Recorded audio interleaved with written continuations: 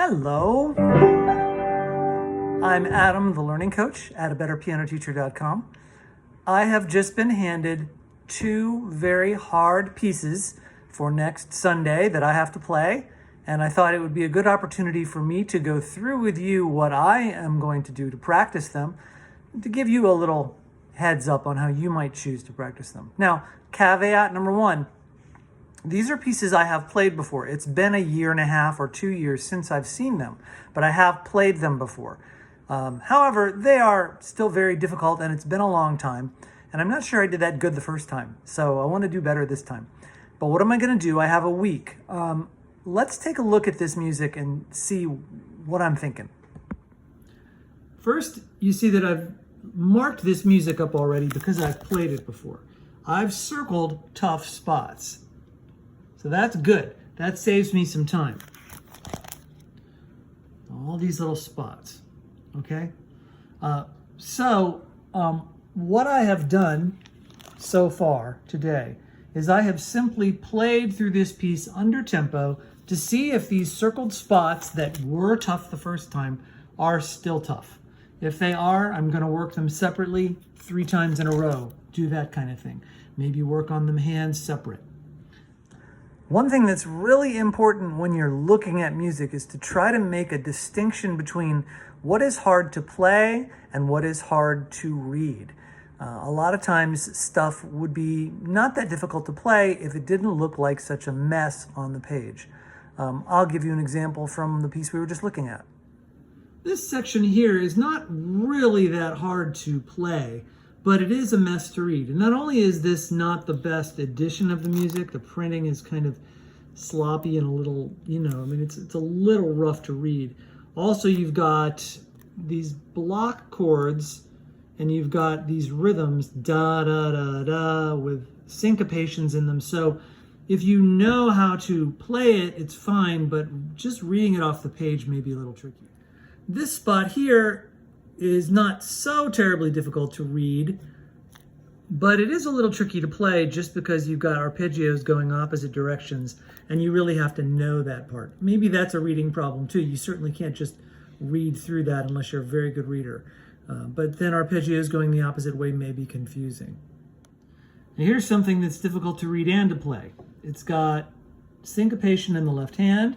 It's got ledger lines, and these are parallel fourths, which aren't monstrous to play, but it does create a bit of a fingering challenge, plus they're syncopated. So this is going to be maybe one of the most challenging parts of this particular piece, and so I'm going to want to spend some time on it. Here's a different piece I have to play, the second one. You'll notice the addition is slightly better, so it's a little easier to make out, but there are lots of things in it that are tricky, and here's one of the things that's tricky to read. You've got these offbeat inner voices that are happening in between the right hand and the left hand that are passed off between thumbs. And these are things that it's better to actually know than try to read.